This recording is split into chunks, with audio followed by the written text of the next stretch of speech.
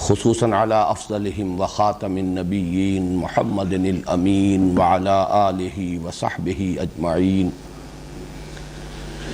اما بعد فاعوذ باللہ من الشیطان الرجیم بسم اللہ الرحمن الرحیم الحمد للہ رب العالمین الرحمن الرحیم مالک یوم الدین ایاک نعبد و ایاک نستعین اہدنا الصراط المستقیم صراط الذین انعمت علیہم غیر المغضوب علیہم ولا الضالین آمین رب اشرح لی صدری ویسر لی امری واحلل عقدۃ من لسانی یفقہوا قولی۔ گزشتہ ہفتے ہمارے درس کی جو نشست اول ہوئی تھی اس کا پہلا حصہ اس وضاحت پر مشتمل تھا کہ میری حیثیت مفسر قرآن کی تو سرے سے نہیں ہے، حقیقت کے اعتبار سے مدرس قرآن کی بھی نہیں ہے، بلکہ میری اصل حیثیت مبلغ قرآن کی ہے۔ اور میں نے عرض کیا تھا کہ کوئی چاہے تو اسے تواضع اور انکساری پر محمول کر لے، لیکن واقعہ یہ ہے کہ یہ ایک حقیقت ہے اور اظہار واقعہ ہے۔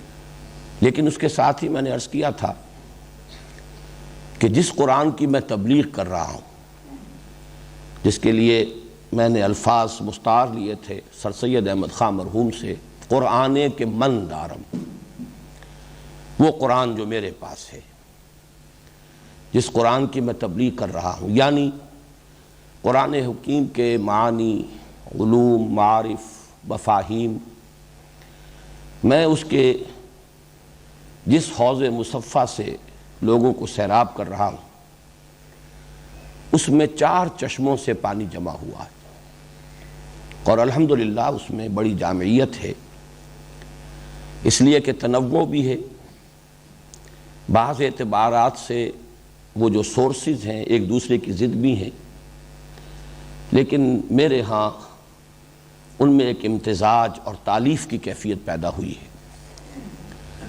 چنانچہ میں نے الفاظ بھی استعمال کیے تھے کہ کوثر و تسنیم اور سلسبیل کی طرح وہ 3 چشمے جن سے پانی اس حوض میں آ کر جمع ہوا ہے، ان میں سے ایک چشمہ ہے مولانا ابوالکلام آزاد اور مولانا ابوالعلا مودودی کی دعوت اور حرکت، اس کا عنصر۔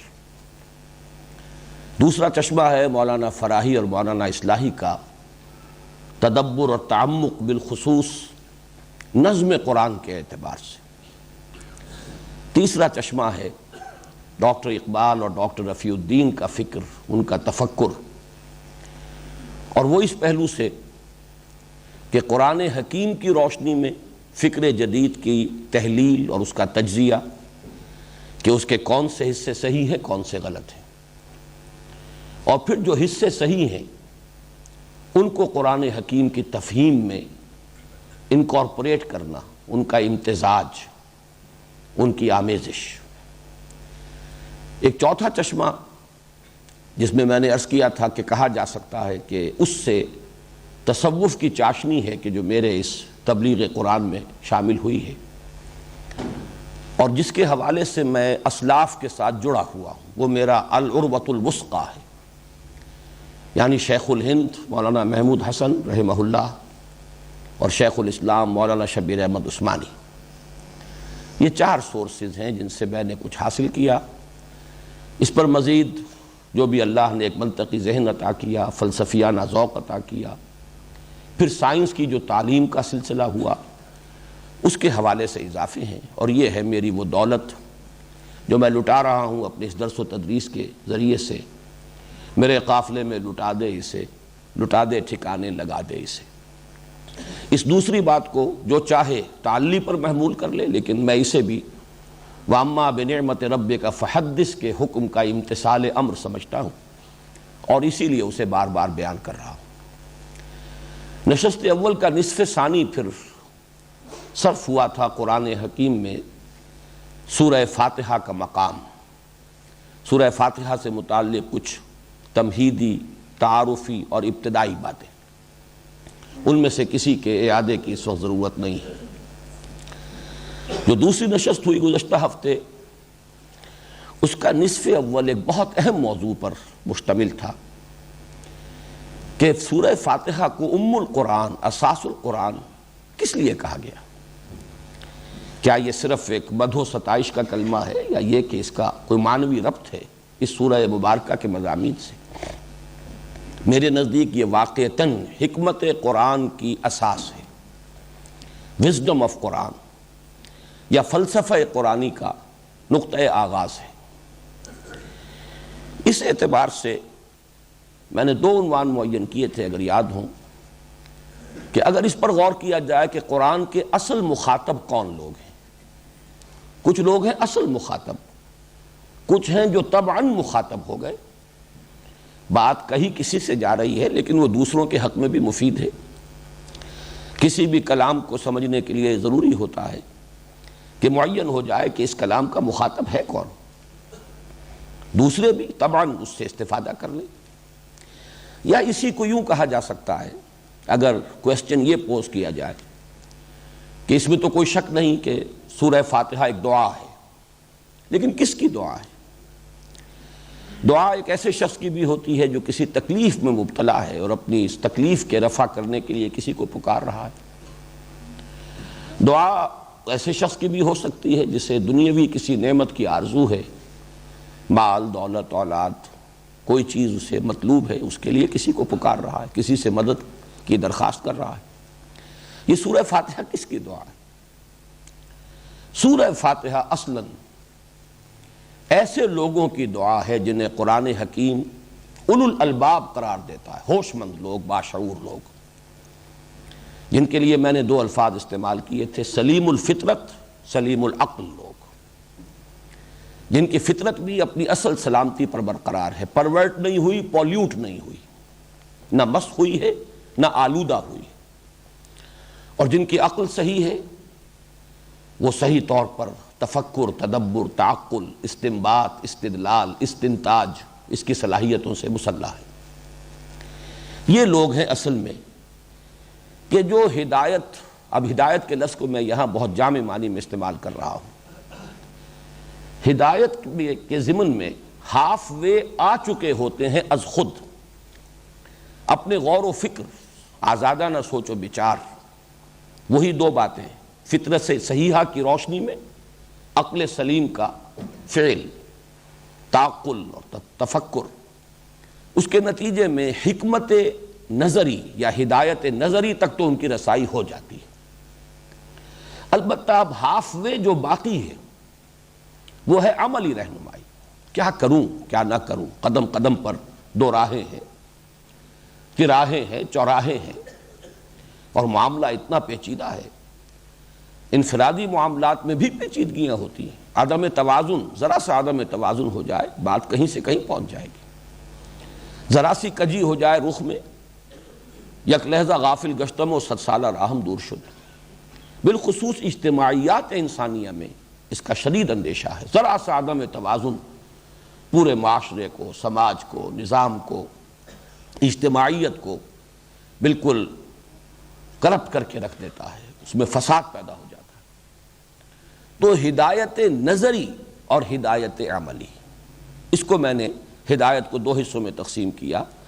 وہ سلیم العقل، سلیم الفطرت لوگ ہدایت نظری میں ایک حد تک پہنچ چکے ہوتے ہیں، اس کے بعد انہیں طلب ہوتی ہے ہدایت عملی کی۔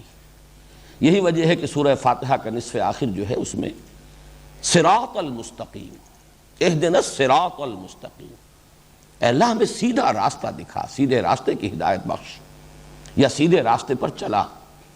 یہاں راستے کا لفظ اسی لیے استعمال کیا گیا، اس پر چلا جاتا ہے۔ بہرحال اس کے ضمن میں آج میں پھر چند باتیں دہرا رہا ہوں۔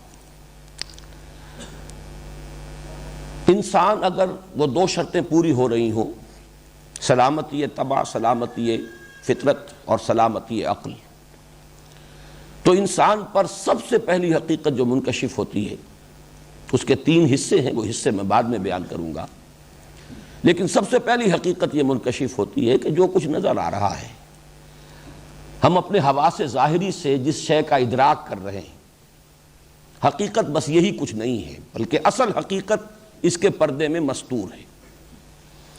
اصل حقیقت ہمارے حواس ظاہری کی رسائی سے ماورا ہے، پرے۔ یہ میں نے عرض کیا تھا غالباً کنفیوشس کا ایک جملہ بہت ہی عظیم ہے اس اعتبار سے کہ اس حقیقت کی بڑی عمدہ تعبیر کرتا ہے۔ یہ گویا کہ حکمت کا نقطۂ آغاز ہے۔ There is nothing more real than what cannot be seen, and there is nothing more certain than what cannot be heard۔ وہ حقیقتیں جو ان آنکھوں سے دیکھی نہیں جا سکتی اور اسی طریقے سے ان کانوں سے نہیں سنی جا سکتی، ان سے زیادہ حقیقی اور یقینی اور واقعی اور حتمی حقیقت اور کوئی نہیں۔ یہی وہ بات ہے جس کو قرآن سورہ بقرہ کے آغاز میں کہتا ہے الذین یؤمنون بالغیب، جنہیں اس حقیقت کا ادراک ہو جاتا ہے۔ اس کے تین پہلو ہیں، میں بعد میں عرض کروں گا، لیکن مجھے آج خیال آیا تھا کہ یہ جو لوگ ہیں، یہ انسانیت کا یوں سمجھیے کہ لب لباب یا گل سرسبد انسانیت کا اصل حاصل ہیں۔ آج سے 17 سال قبل کی جو میری تحریر ہے اسلام کی نشرت ثانیہ کرنے کا اصل کام، جس میں نے قرآن اکیڈمی کا تصور پیش کیا تھا اور اس کے سامنے کرنے کا اصل کام کیا ہے، اس عنوان سے جو چیز لکھی تھی، میں اس کے چند جملے آپ کو سنا رہا ہوں۔ پیش نظر علمی تحریک کے لیے سب سے پہلے ایسے ذہین اور باصلاحیت نوجوانوں کو تلاش کرنا ہوگا جن میں علم کی ایک شدید پیاس فطری طور پر موجود ہو، جن کے قلوب مضطرب اور روحیں بے چین ہوں، جن کو خود اپنے اندر یہ احساس موجود نظر آئے کہ اصل حقیقت حواس کی سرحدوں سے بہت پرے واقع ہے، اور جن میں حقیقت کی تلاش اور دریافت کا داعیہ اتنا شدید ہو جائے کہ وہ اس کے لیے زندگیاں وقف کرنے کو تیار ہوں، اور آرام و آسائش کے حصول اور خوشنما مستقبل کیریئرز کی تعمیر سے یکسر بے نیاز ہو جائے۔ یہ بے چین روحیں جنہیں محسوس ہو کہ جو کچھ نظر آ رہا ہے حقیقت یہ نہیں ہے، حقیقت کچھ اور ہے۔ میں نے مشرق بعید کے ایک حکیم اور دانا انسان کا جملہ آپ کو سنایا، مغرب بعید کہہ لیجئے، اس کا ایک مفکر بریڈلے، اس کی ایک عظیم تصنیف، اس کا نام ہی اپیئرنس اینڈ ریئلٹی۔ جو کچھ نظر آ رہا ہے اور جو اصل حقیقت ہے جو مستور ہے اس کے پردے میں، ان کے مابین بڑا فرق ہے، ہزار فرسنگست ان کے مابین بڑا فصل ہے اور بعد ہے۔ تو یہ نوجوان، میں نے اس لیے دہرایا ہے کہ اصل میں اب سلسلہ درس و تدریس جو اثر نو شروع ہو رہا ہے آغاز قرآن سے، تو اس کا جو اصل ہدف ہے، جو مقصود ہے، جو اس میں ہمارا ٹارگٹ نمبر 1 ہے، وہ بار بار ذہنوں کے سامنے آتا رہے۔ اب ایسے نوجوان بظاہر محسوس ہوتا ہے کہاں ملیں گے؟ چنانچہ یہ بات بھی میں اب آپ کو سنا رہا ہوں، چند صفحات کے بعد میں نے اس پر بھی گفتگو کی ہے۔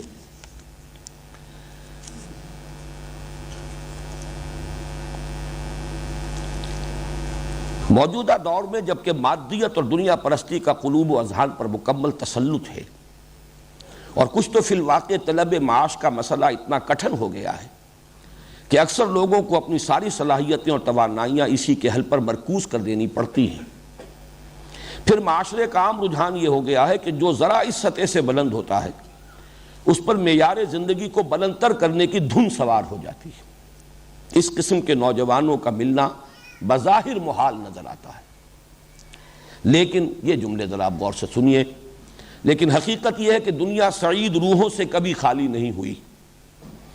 اسی معاشرے میں، اور اگر کچھ مخلص اور صاحب عزیمت لوگ ذہنی یکسوئی کے ساتھ اس کام کا بیڑا اٹھا لیں تو انشاءاللہ اسی معاشرے میں بہت سے ذہین اور اعلیٰ صلاحیتوں کے مالک نوجوان ایسے مل جائیں گے جو نبی اکرم صلی اللہ علیہ وسلم کے اس قول مبارک کو کہ خیرکم من تعلم القرآن وعلمہ اپنا لائحہ عمل بنا کر علم قرآن کی تحصیل و اشاعت کے لیے زندگی وقف کر دیں۔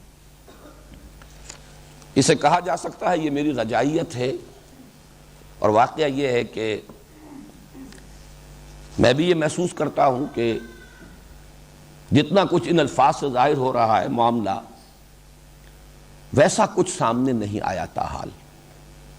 لیکن یہ کہ ہمارے سامنے اصل منزل رہنی چاہیے، منزل دھندلانی نہیں چاہیے، انتظار کرنا چاہیے، اسی کا نام صبر ہے۔ فاصبر لحکم ربک۔ بہرحال یہ کام جو بھی ہو رہا ہے، جیسے کہ میں نے عرض کیا کہ قرآن کا اصل مخاطب کون ہے؟ وہ اولو الالباب۔ سورہ فاتحہ کن کے احساسات کی ترجمانی ہے؟ یہ اولو الالباب، جو سلیم الفطرت سلیم العقل ہو، ہدایت کے راستے پر ہاف وے آ چکے ہیں، اور بقیہ ہاف کی انہیں ضرورت ہے۔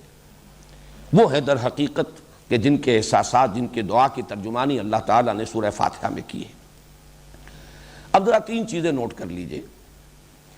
میں نے جو ایک بات کہی کہ حکمت کا نقطہ آغاز یہ ہے کہ انسان یہ محسوس کرے کہ اصل حقیقت حواس کی سرحدوں سے بہت دور ہے، ماوراء ہے۔ اب اس کو تین حصوں میں تقسیم کر رہا ہوں۔ سب سے پہلے یہ کہ انسان محسوس کرے کہ جو بھی حسن اور جمال اور کمال کے جو بھی مظہر ہمیں دنیا میں نظر آ رہے ہیں، ہر اعتبار سے یہ سب اصل میں مظہر ہے کسی اور حسن ازلی کا۔ کوئی اور ہے حسین اور جمیل ہستی، فَلَهُ الْأَسْمَاءُ الْحُسْنَى، جس کی شان یہ ہے کہ تمام کمالات اس کی ذات میں جمع ہے۔ حسن کا مرقع کامل۔ باقی جو کچھ حسن ہمیں نظر آ رہا ہے، وہ پھولوں کا حسن ہو، وہ قوس و قزح کا حسن ہو، وہ جو بھی حسن ہے، وہ در حقیقت یہ اپیرنس ہے، یہ مظہر ہے ایک حسن قدیم اور حسن ازلی کا۔ دوسرا حصہ، میری جو ضروریات بھی پوری ہو رہی ہیں، بڑے لمبے چوڑے سلسلے ہیں، سورج کی تبازت کو بھی دخل ہے، ہواؤں کے چلنے کو بھی اس میں دخل ہے، پانی اس کی ایک بہت بڑی سورس ہے، یہ تمام مظاہر یہ بھی در حقیقت کسی کی ربوبیت کے مظہر ہیں۔ کوئی اور ہے اصل رب، کوئی اور ہستی ہے جس کی ربوبیت کے یہ مظہر ہے۔ اور نمبر تین، یہ ذرا اور سب سے اہم بات ہے جو میں عرض کر رہا ہوں، جو رحم اور رحمت کے مظاہر دنیا میں نظر آتے ہیں، انسان کو ادراک ہوتا ہے، ماں کی ممتا ہے، باپ کی شفقت ہے، بھائی بہنوں کی آپس کی اخوت ہے، محبت ہے، جو بھی، یا جذبہ رحم ہے، کسی کو تکلیف میں دیکھ کر انسان کے اندر سے ایک جذبہ ابھرتا ہے، یہ تمام بھی در حقیقت کسی کی رحمت کے مظہر ہیں۔ کوئی اور ہے رحمت کامل۔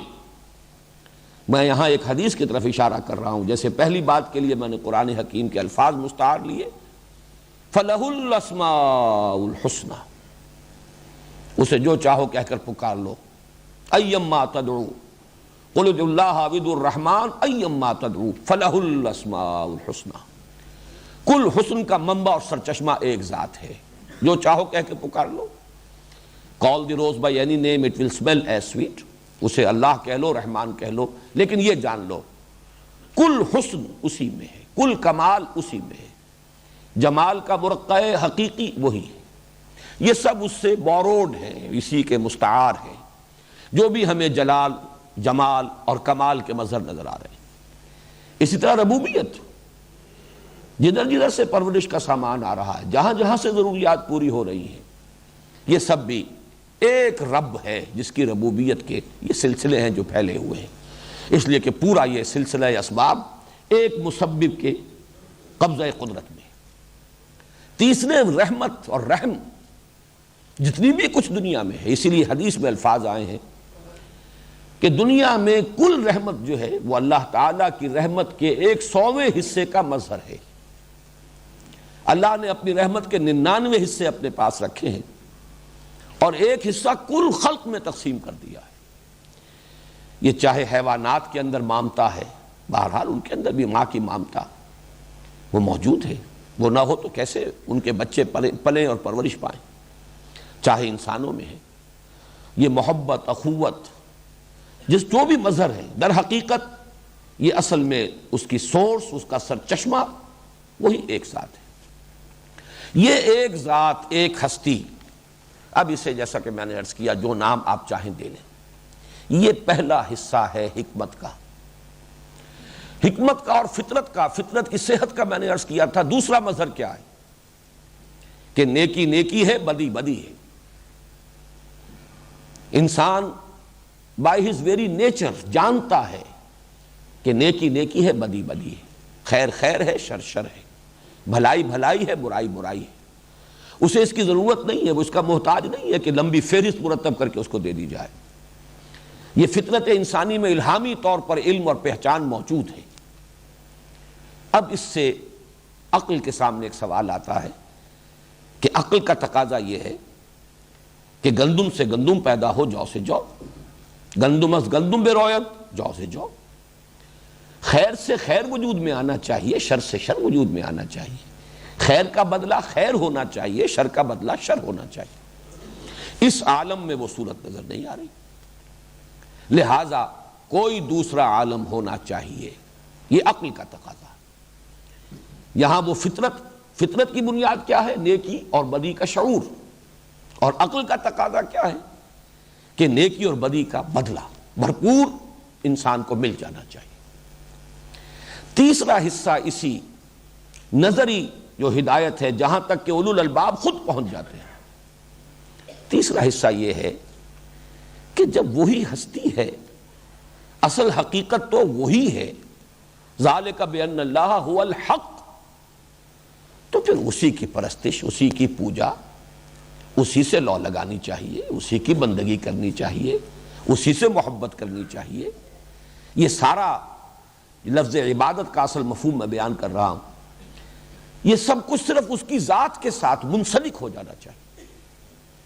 ایاک نعبد، یہ میں نے اصل میں اس حکمت نظری جو 3.5 آیات میں، جو نصف اول ہے سورہ فاتحہ کا، جو کور کر رہا اس حکمت نظری کو، اور جس کو کہ کچھ لوگ خود کہہ رہے ہیں یہ ان کی اپنی فطرت کی ترجمانی ہے، میں نے اس کا جو منطقی ربط ہے وہ آپ کے سامنے بیان کر دیا۔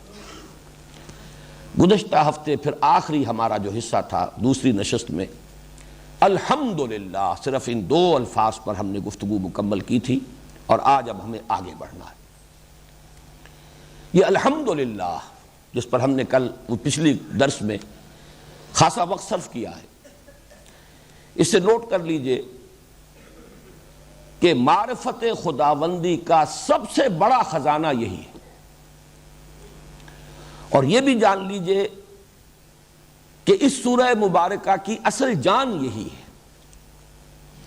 میں نحوی اعتبار سے بھی ثابت کر دوں، الحمدللہ یہ ایک جملہ ہے مکمل، جملہ اسمیہ خبریہ، کل حمد، کل تعریف، کل ثنا، کل شکر اللہ کو سزاوار ہے، مکمل جملہ ہو گیا، اٹس اے فل سٹیٹمنٹ۔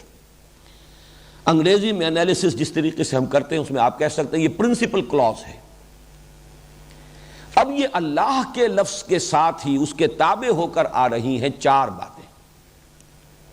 اللہ جو رب العالمین ہے، الحمدللہ رب العالمین، رب پر زیر اسی لیے ہے کہ یہ للہ کا بدل ہے، اللہ کا بدل ہے، اللہ کی صفت ہے، اس اللہ کی جس کے لیے ہیں یہ کل تعریفیں، کل ثنا، کل حمد، کل شکر، جو نمبر 1 رب العالمین ہے، نمبر 2 رحمان ہے، نمبر 3 رحیم ہے، نمبر 4 جزا و سزا کے دن کا مالک ہے۔ یہ در حقیقت ایک جملہ ہے جو چلا رہا ہے، یہ 4 سبارڈینیٹ کلازز سمجھ لیجئے کہ یہ در حقیقت ایڈجیکٹیو کلازز ہیں۔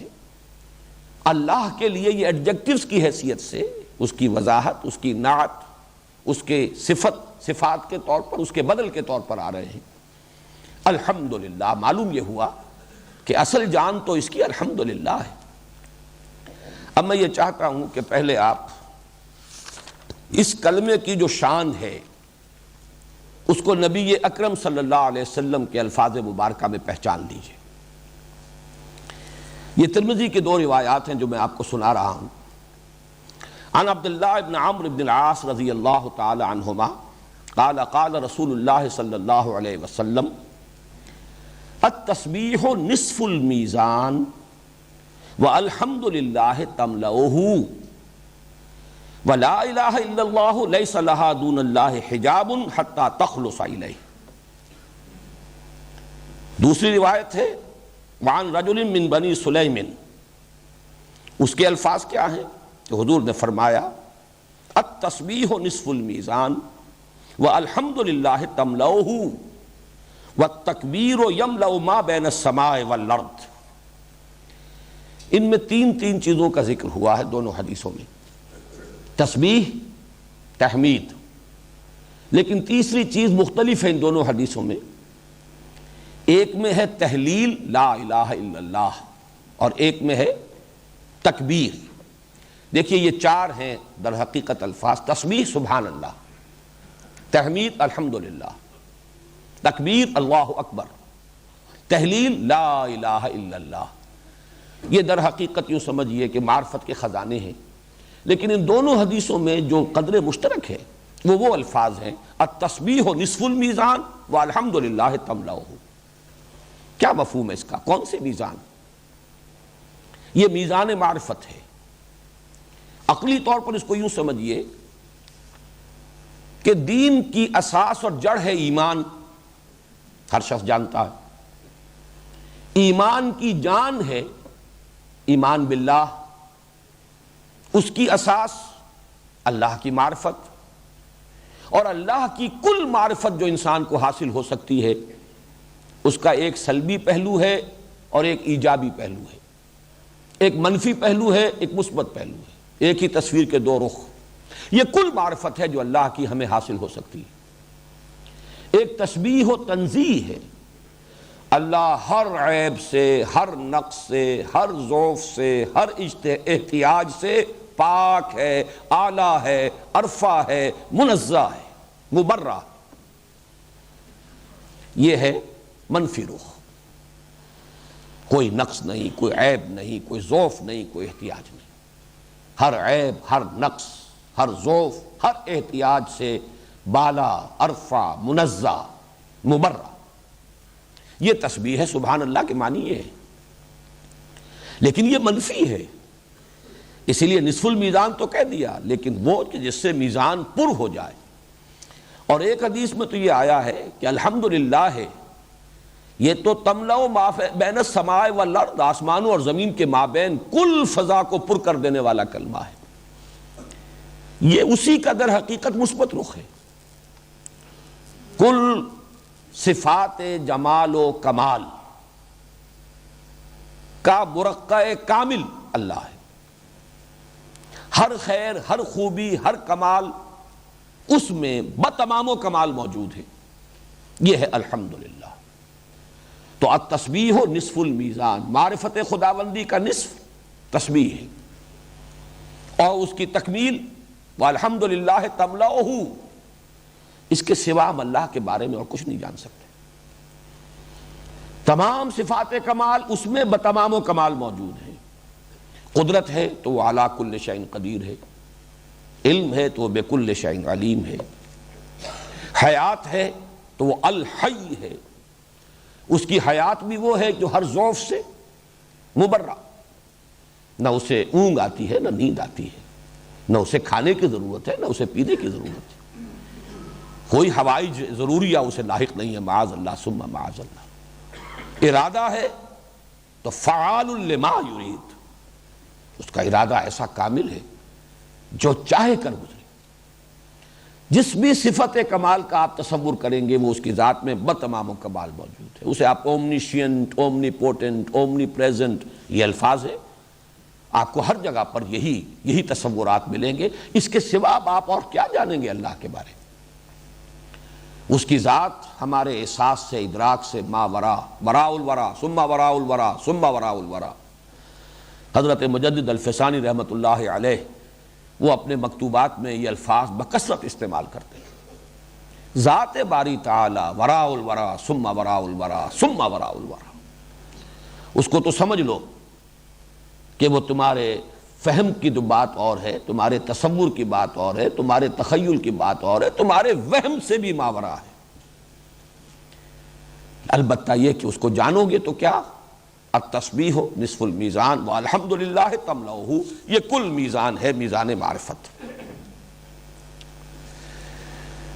اب اس میں نوٹ کیجئے الحمدللہ، اس میں گویا کہ کل حمد، جیسا کہ میں پچھلی مرتبہ عرض کر چکا ہوں، اور حمد جمع ہے کم سے کم 2 چیزوں کا، شکر اور ثنا.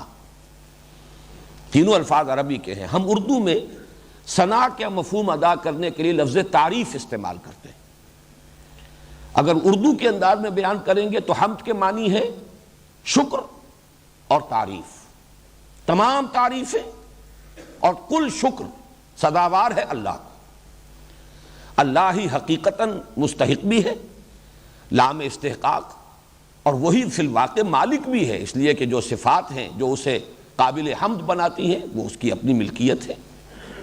لہذا لام تملیک کہیں یا لام استحقاق کہیں، دونوں صحیح ہیں. در حقیقت اس میں جیسا کہ میں عرض کر چکا ہوں پچھلی مرتبہ، اصل جو اس کا نیوکلیس ہے وہ شکر ہے. البتہ حمد میں اور شکر میں فرق کیا ہے؟ شکر انسان کرتا ہے کسی کے ایسے احسان اور انعام پر کہ جس سے اس کی کوئی ضرورت پوری ہوئی ہو، جس سے اسے کوئی فائدہ پہنچا ہو. میری کوئی ضرورت تھی، آپ نے پوری کر دی، میں شکر کروں گا، شکریہ ادا کروں گا. مجھے کوئی تکلیف لاحق تھی، آپ نے اس کو رفع کیا، میں آپ کا شکر ادا کروں گا.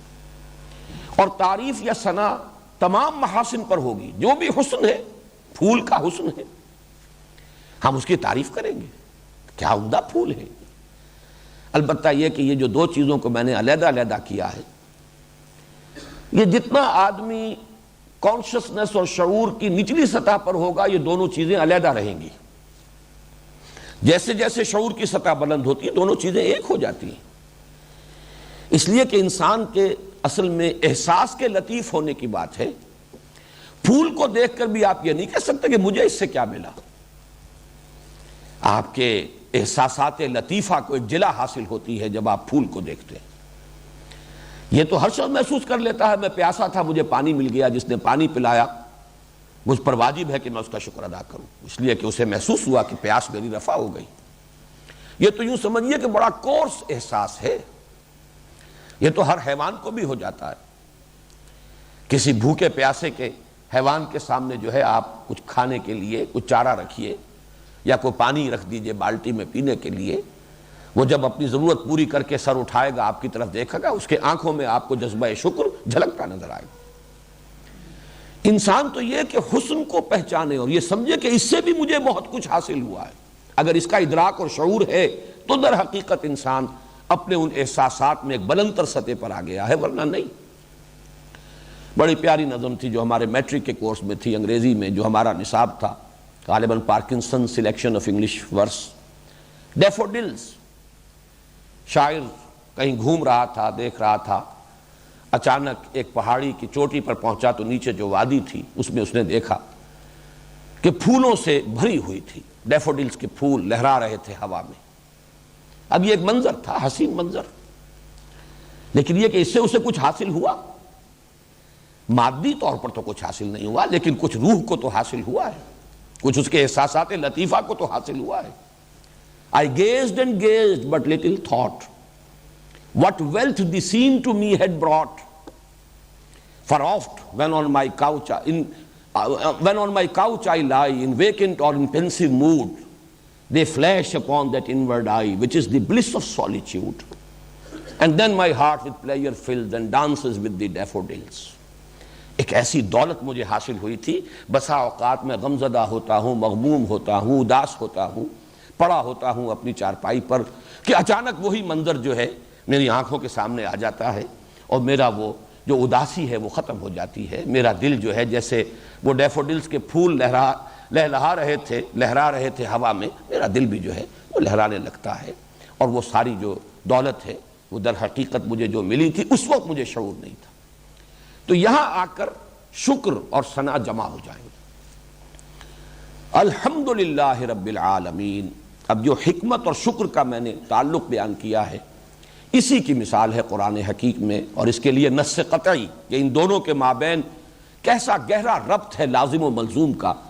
حضرت لقمان کی شخصیت، وَلَقَدْ آتَيْنَا لُقْمَانَ الْحِكْمَةَ أَنِ اشْكُرْ لِلَّهِ. یہ پہچان لیا جائے کہ شکر کل کا کل سزاوار ہے اللہ کی ذات کو، حمد کل کی کل سزاوار ہے اللہ کی ذات کو، ثنا اور تعریف کل کی کل سزاوار ہے اللہ کی ذات کو. ایک بات اور نوٹ کر لیجئے، پھر ہم آگے چلیں گے۔ اسی شکر کا ایک اور نتیجہ بھی نکلتا ہے، یہ بھی فطرت انسانی ہی کا ایک بہت اہم گوشہ ہے۔ فطرت کی صحت جو ہے وہ تقاضا کرتی ہے کہ جس نے آپ کے ساتھ کوئی بھلائی کی ہے آپ بھی اس کے ساتھ کوئی بھلائی کریں۔ جس نے آپ کے ساتھ کوئی بھلائی کی، پہلا رد عمل فطرت سلیمہ کا یہ ہوگا کہ اس کا شکریہ ادا کیجیے۔ دوسرا رد عمل، کوئی بدلہ، کچھ اس کے ساتھ تم بھی بھلائی کرو، کوئی خدمت اس کی بھی کبھی بجا لاؤ۔ یہ بھی فطرت کی صحت کی علامت ہے۔ یہ جذبہ شکر کا ایک منطقی نتیجہ ہے، لازمی نتیجہ ہے۔ اسی کو قرآن مجید نے کہا ہے سورہ رحمان میں، هل جزاء الاحسان الا الاحسان۔ احسان کا بدلہ تو سوائے احسان کے اور کچھ نہیں ہو سکتا۔ کیا کوئی بدلہ ہے احسان کا سوائے احسان کے؟ کسی نے آپ کے ساتھ بھلائی کی، آپ اس کے ساتھ بھلائی کیجئے۔ اب دیکھیے، ایک تو وہ منعم ہے اور وہ محسن ہے کہ جن کی کوئی نہ کوئی آپ خدمت کر کے ان کے احسان کا بدلہ چکا سکتے ہیں۔ والدین نے آپ کو پالا پوسا، ان کے بڑھاپے میں آپ ان کی خدمت کیجئے۔ اس درجے میں تو بدلہ نہیں ہو سکتا، کسی نہ کسی درجے میں آدمی اپنے اندر ایک تسکین محسوس کر سکتا ہے کہ جیسے کما ربیانی صغیرہ، لیکن اگرچہ ایک آخری حد ہے اس کی کہ جس پر جا کر انسان سمجھتا ہے کہ ان کے احسانات کا بدلہ میں نہیں چکا سکتا، لہذا اللہ سے دعا کرتا ہے وَقُلْ رَبِّ ارْحَمْهُمَا كَمَا رَبَّيَانِي صَغِيرًا۔ عام انسانی سطح پر کسی نے آپ کو ہدیہ دیا ہے، آپ بھی کوئی ہدیہ پیش کیجئے۔ تحفہ آیا ہے، آپ بھی کوئی تحفہ دیجئے۔ کسی نے کوئی آپ کی خدمت کی ہے، آپ بھی خدمت کیجئے۔ لیکن وہ منعم حقیقی، وہ مربی اصلی، اس کی آپ کیا خدمت کریں گے؟ جو اصل منعم ہے، اصل محسن ہے، اصل رب ہے، اس کے احسانات انعامات کا کیا بدلہ دیں گے؟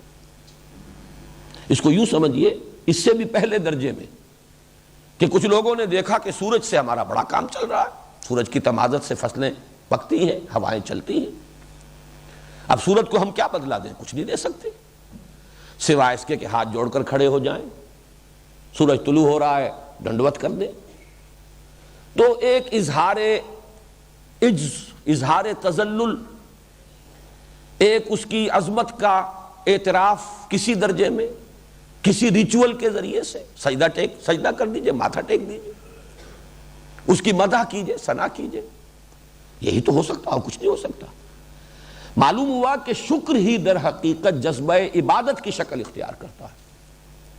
اس لیے کہ شکر کا منطقی نتیجہ کیا ہے کہ انسان بھی کوئی اس کی کا بدلہ پیش کرے، اگر وہ صحیح الفطرت ہے، صحیح العقل ہے۔ اب ظاہر بات ہے کہ جہاں کچھ بدلہ دیا جا سکتا ہو، یہی بات ہے جو مولانا روم نے ایک بڑی پیاری حکایت میں بیان کی ہے کہ حضرت موسیٰ علیہ السلام کہیں گزر رہے تھے تو ایک گڈریے کو دیکھا انہوں نے، وہ اپنے خیال میں اللہ سے مناجات کر رہا تھا، ہم کلام تھا، اے اللہ اگر تو میرے سامنے آ جائے، میں تیرے پاؤں دھوؤں، تیرے سر میں سے جوئیں نکالوں، تیری خدمت کروں۔ اب یہ اس کا سب سے اونچا تصور ہو سکتا تھا۔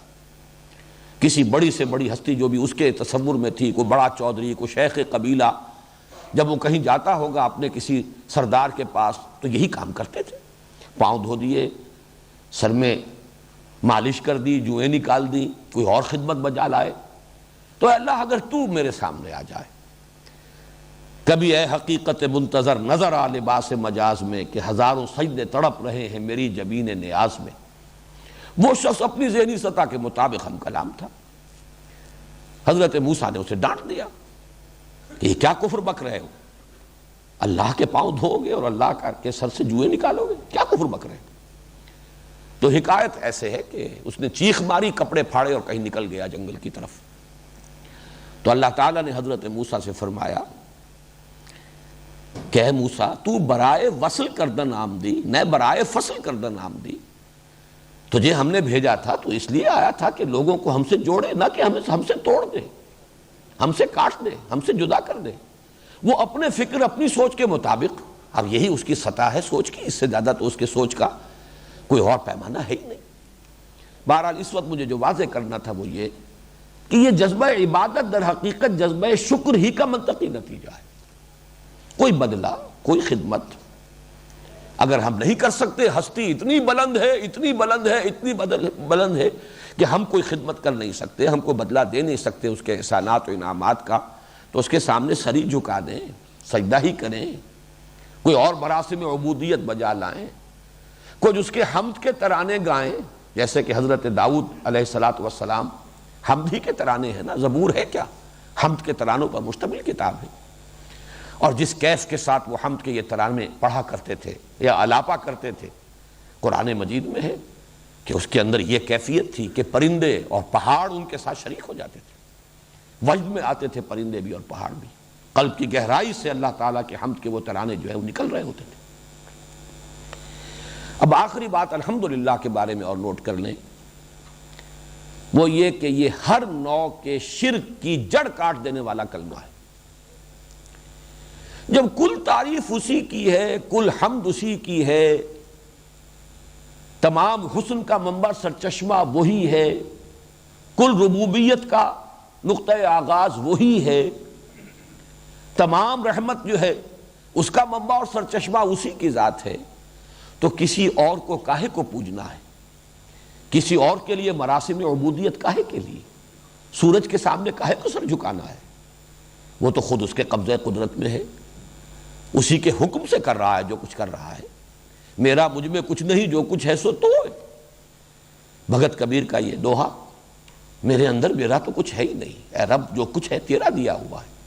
تو سورج میں اس کا اپنا کچھ ہے ہی نہیں، اس کی تمازت ذاتی ہے ہی نہیں. پانی میں جو تاثیر ہے وہ اس کی رکھی ہوئی ہے، ماں میں جو مامتا ہے وہ اس نے ڈالی ہے، باپ میں شفقت ہے اس کی عطا کردہ ہے. تو ٹھیک ہے، اس نے جس کا حق معین کر دیا، ماں کی خدمت بھی کرو، باپ کی خدمت بھی کرو، وہ سب ہے. انشکر لی ولے والدیک، شکر ادا کرو میرا اور اپنے والدین کا. لیکن یہ ہے کہ اصل شکر اللہ کا، یہی وہ تعلق جو ہے، یعنی شکر اور شرک. دیکھیے حروف اصلی ایک یہ شین رے کاف، شین را کاف، شرک، شین کاف را شکر، ان دونوں میں کس قدر گہرا ربط ہے. اسی لیے وہ سورہ لقمان کی جو آیت میں نے آپ کو سنائی، دوسرے رکوع کی پہلی آیت، وَلَقَدْ آتَيْنَا لُقْمَانَ الْحِكْمَةَ أَنِ اشْكُرْ لِلَّهِ، حکمت کا منطقی نتیجہ ہے اللہ کا شکر، اور شکر کا لازمی نتیجہ شرک کا خاتمہ. وَإِذْ قَالَ لُقْمَانُ لِابْنِهِ وَهُوَ يَعِظُهُ يَا بُنَيَّ لَا تُشْرِكْ بِاللَّهِ إِنَّ الشِّرْكَ لَظُلْمٌ عَظِيمٌ. صدق اللہ العظیم. اذان لہ آخرہ. ہمارے آج کے درس کی اس نشست کا بھی نصف جو ہے وہ سابق کے اعادے پر صرف ہو گیا ہے. بہرحال ان چیزوں کی ضرورت ہے. اس وقت صرف ایک جملہ اور کہہ رہا ہوں، پھر ہم آگے چل رہے ہیں. ایک بات تو میں نے عرض کر دی تھی کہ الحمدللہ پرنسپل کلاس، رب العالمین الرحمن الرحیم مالک یوم الدین، اسی کے تابع. پھر اس الحمدللہ کا رشتہ جڑتا ہے ایاک نعبد. میں نے اس کی وضاحت کر دی ہے کہ یہی شکر ہے در حقیقت جو جذبہ عبادت کی صورت اختیار کرتا ہے. اس کے درمیان جو منطقی اور عقلی ربط ہے وہ میں بیان کر چکا ہوں. اب آئیے الحمدللہ رب العالمین. پہلا وصف اللہ کا، وہ رب ہے تمام جہانوں کا. لفظ رب کے بارے میں بھی میں نے سورۃ الناس کے ضمن میں کچھ عرض کرنے کی کوشش کی تھی، لیکن مجھے احساس ہو گیا تھا کہ بات واضح نہیں ہو پائی تھی اس کی لغوی بحث کا جہاں تک تعلق ہے. دیکھیے را با با، رب، اس کا اصل مفہوم ہے مالک. رب المال، مال والا. رب الدار، گھر والا، گھر کا مالک. رب البیت، وہی گھر والا. لیکن ایک اور مادہ ہے را با وا، جس سے ربا بنا ہے. یہ دونوں بہت قریب المفہوم اور قریب المعنی مادے ہیں، اور ایک رائے یہ ہے کہ دونوں ایک ہی مادہ ہیں اصل میں، کہ جو فعل مضاعف ہوتا ہے جس میں دو حرف جو ہیں، کلمہ فا اور کلمہ عین اور کلمہ لام جو ہے وہ ایک ہی حرف ہو. را با با، شین قاف قاف، دال سین سین. اس میں جب باب تفعیل بنے گا تو اس میں آخری جو کلمہ ہے وہ کسی حرف علت کی شکل اختیار کر لیتا ہے، وہ میں ابھی عرض کروں گا۔ ربا اس میں کیا ہے، را وہی ہے رب والا، با وہی ہے پہلی با، اور اگلا جو واو ہے یہ در حقیقت بدلی ہوئی شکل ہے دوسرے با کی۔ قرآن مجید میں لفظ ربا، اس سے ربا یربو یہ بھی استعمال ہوا ہے، ربط زمین کے بارے میں آیا ہے۔ تم زمین کو دیکھتے ہو کہ وہ پڑی ہوتی ہے بے جان، اس میں کوئی زندگی کے آثار نہیں ہوتے۔ فَإِذَا أَنزَلْنَا عَلَيْهَا الْمَاءَ اهْتَزَّتْ وَرَبَتْ، جب ہم اس پر پانی برساتے ہیں تو وہ اس میں ایک جنبش پیدا ہوتی، حرکت پیدا ہوتی، سرسراہٹ، اور پھر وہ ابھرتی ہے، یعنی کھیتی اپجتی ہے۔ ربا یربو، کسی چیز کا ابھرنا، پروان چڑھنا، اپچنا، نمایاں ہونا، بلند ہونا، ربا یربو۔ اربا یربی باب افعال بھی اسی مصدر سے آیا ہے۔ یربی اللہ صدقات، اللہ صدقات کو پالتا ہے، پوستا ہے، پروان چڑھاتا ہے، بڑھاتا ہے، نشو و نما دیتا ہے، برکت دیتا ہے، تو یہ اربا یربی۔ لیکن اب اسی سے باب تفعیل میں ربا یربی تربیتاً، تربیت دینا، پالنا، پوسنا، بڑھانا، نشو و نما دینا، پرورش کرنا، ربا یربی، یہ را با واو سے باب تفعیل بھی ہے، لیکن بعض حضرات کے نزدیک یہ لفظ رب سے در حقیقت بدلا ہے، اور لفظ رب ہی سے باب تفعیل جو ہے ربا یربی تربیتاً ہے۔ اس میں بہت بڑے امام ہیں لغت کے، جن کی بڑی ہی بارکۃ الآراء کتاب ہے مفردات القرآن، امام راغب رحمہ اللہ، انہوں نے تو یہ کیا ہے صاف صاف کہ یہ تربیت اور یہ ایک ہی شے ہیں در حقیقت رب۔ الرب فی الاصل التربیت وہو انشاء الشیء حالا فحالا الی حد التمام۔ رب در حقیقت تربیت ہی اس کا مفہوم ہے، یعنی کسی شے کو درجہ بدرجہ ایک درجے سے بلند پھر بلند پھر بلند کرتے ہوئے اس کے آخری نقطۂ کمال اور نقطۂ عروج تک پہنچا دینا، یہ تربیت ہے، یہی ربوبیت ہے۔ لیکن ایک اور دوسری بڑی اہم کتاب ہے، اور میری تو وہ بڑی ساتھی ہے، مطالعہ قرآن اور جو بھی میرا غور و فکر ہے اس میں بہت ممد ہے، المعجم المفارس لالفاظ القرآن الحکیم، فواد عبد الباقی کی۔ اس نے یہ کیا ہے کہ رب کے مادے سے صرف لفظ رب لایا ہے، یا پھر ربانیون، ربیون اور ربیب، باقی یہ تمام تربیت سے متعلق جو الفاظ ہیں ان کو را، با اور وا کے مادے میں لے گیا ہے۔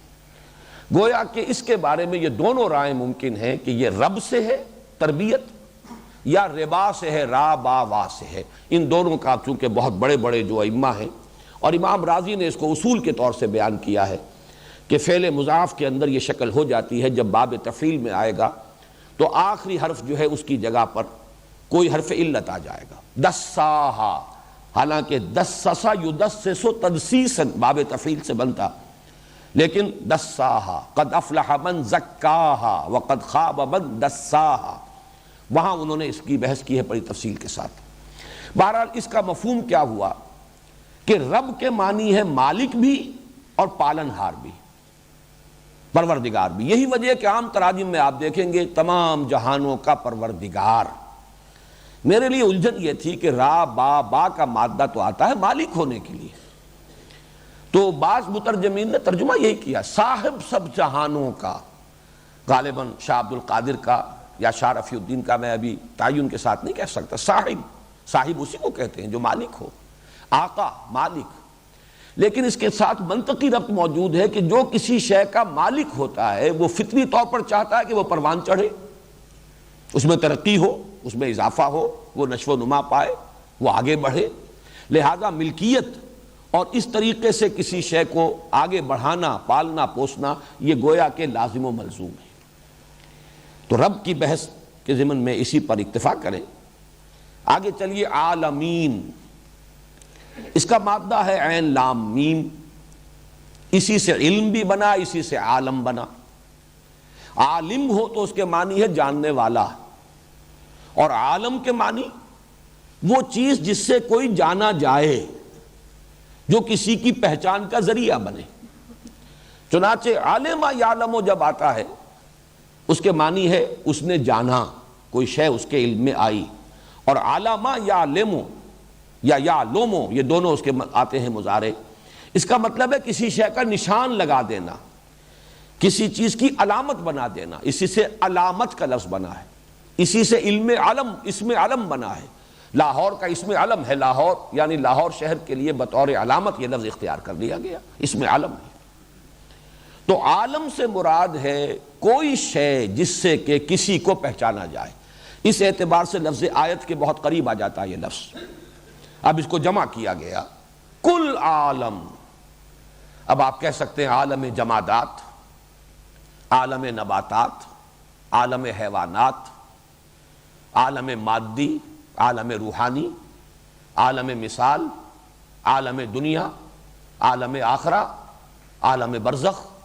ایک تو یہ سمجھا جائے گا کہ رب کل جہانوں کا، مالک اور پروردگار کل جہانوں کا۔ اور ایک جو بات مولانا فراہی نے کہی ہے رحمۃ اللہ علیہ، وہ مجھے بڑی دل کو لگتی ہے کہ عربی زبان میں ایک قاعدہ یہ بھی ہے کہ ظرف کو جمع کر کے مراد مظروف کی جمع ہے۔ اس عالم میں جو بھی ہیں ان سب کا رب، یہ عالم ظرف ہے، مظروف وہ ہیں جو اس کے اندر موجود ہیں، تو تمام جہان والے، یہ گویا کہ ترجمہ ہو جائے گا، وہ پالنہار ہے، پروردگار ہے، مالک ہے، آقا ہے، صاحب ہے تمام جہانوں کا یا تمام جہان والوں کا۔ رب العالمین کے بارے میں ایک بات اور ربوبیت کے بارے میں جان لیجئے۔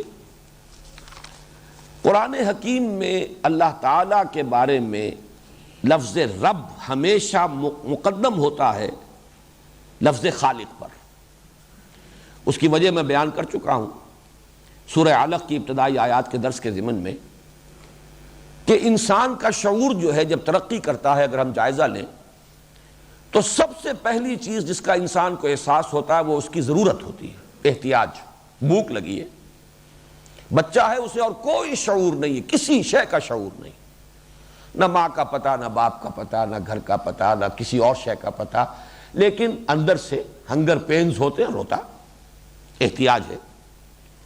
تو سب سے پہلا جو انسان کے شعور کے اوپر اثر ہے وہ اس کی احتیاج کا ہے، اور جو احتیاج پوری کرے اس کی ربوبیت کا امپریشن ہے۔ یہی وجہ ہے ماں سے اس کو اس قدر لگاؤ کیوں ہوگا کہ اسے معلوم ہے جب بھی مجھے ضرورت ہوتی ہے، میری ماں کی چھاتیاں ہیں جن سے میری ضرورت پوری ہوتی ہے، وہ لپکتا ہے ماں کی طرف۔ یہ بہت بعد کی بات ہے جب انسان کو اپنی ہستی کا شعور ہو اور پھر وہ تخلیق کے بارے میں غور کرے کہ میرا کوئی پیدا کرنے والا بھی ہے۔ یہ تو فکر انسانی کا یوں سمجھیے کہ بڑا دور کا مرحلہ ہے۔ یہی وجہ ہے کہ خلق کا لفظ ہمیشہ بعد میں آتا ہے، رب کا پہلے ہے۔ اقرا بسم ربک الذی خلق، پڑھو اپنے اس رب کے نام سے جس نے پیدا کیا۔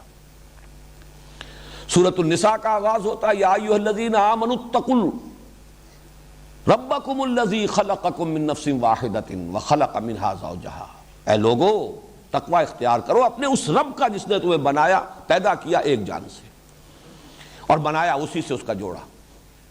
سورہ بقرہ کا تیسرا رکوع شروع ہوتا ہے یا ایھا الناس اعبدوا ربکم الذی خلقکم والذین من قبلکم لعلکم تتقون، اے لوگو بندگی کرو، پرستش کرو اپنے اس رب کی جس نے تمہیں پیدا کیا اور تم سے پہلوں کو بھی پیدا کیا۔ تو یہ نوٹ کر لیجئے، اللہ کا حمد اللہ کے لیے، اور اس کے بعد اللہ کے لیے وصف اول جو آیا ہے وہ ہے رب العالمین، جو تمام جہانوں کا مالک اور پالنہار ہے، پروردگار ہے۔ اب آئیے الرحمن الرحیم، ان دونوں کا مادہ ایک ہی ہے، رحم، رحم، رحمت، اسی سے لفظ رحمان بھی بنا ہے، اسی سے لفظ رحیم بھی بنا ہے۔ اگرچہ ایک شاذ رائے اور بھی ہے رحمان کے بارے میں بعد میں عرض کروں گا۔ ان دونوں میں کیا فرق اور تفاوت ہے یہ بھی ہمارے ہاں مفسرین کے مابین بڑی ایک مختلف فی بحث ہے، جس میں کہ ذوق اور مزاج کو اصل دخل ہے۔ رحمان ہے فعلان کے وزن پر، یہ اس میں مبالغہ کا ایک وزن ہے، کسی شے کی شدت اور کثرت، دونوں الفاظ نوٹ کیجئے، شدت اور کثرت۔ غضبان، بہت غضبناک، غصے سے ہم کہیں گے آگ بگولا، عطشان انتہائی پیاسا، جوعان بھوک سے مر رہا ہے، جان نکل رہی ہے، یہ اس وزن پر آئیں گے تو رحمت سے رحمان، فعیل کے وزن پر صفت مشبہ آتی ہے اور اس میں ہوتا ہے دوام اور استمرار، شدت اور کثرت کے مقابلے میں دوام اور استمرار، پائیداری، تسلسل۔ رحیم یعنی جس کی رحمت مسلسل ہے، ہمیشگی کی کیفیت کے ساتھ ہے، دائمی ہے، جس کا مستقل وصف ہے۔ یہ دو الفاظ اس وزن پہ آ کر اپنے مفہوم کو بہت خوبصورتی سے ادا کرتے ہیں۔ ہمارے بعض مفسرین نے اس کو یوں بیان کیا کہ رحمان کا تعلق ہے تخلیق سے، پیدا تو کر دیا اللہ نے ایک دم، شان کن فیکونی، کن فیکون، لیکن رحیم کا تعلق ہے ربوبیت سے، اب اس کا پالنا پوسنا پروان چڑھانا، اس کا تسلسل، یہ اللہ تعالیٰ کی رحیمیت کا مظہر ہے، جبکہ کائنات کی تخلیق اللہ کی رحمانیت کا مظہر ہے۔ اسی اعتبار سے بعض حضرات نے کہا ہے رحمان الدنیا و رحیم الآخرہ، دنیا کے اعتبار سے اللہ کی صفت رحمانیت کا ظہور ہوتا ہے، کیونکہ دنیا خود ناپائیدار ہے، عارضی ہے، فانی ہے، اور رحمت کا وہ جو معاملہ ہے اس میں شدت اور اس میں ایک طوفانی اور ہیجانی کیفیت۔ اب یہ دو الفاظ دونوں جو میں نے استعمال کیے ہیں یہ خود اسی وزن پر ہے، طوفان جوعان کے وزن پر ہے، ہیجان یہ عطشان کے وزن پر ہے، وزن وہی ہے، ایک ہیجانی کیفیت جیسے ٹھاٹھے مارتا ہوا سمندر ہو۔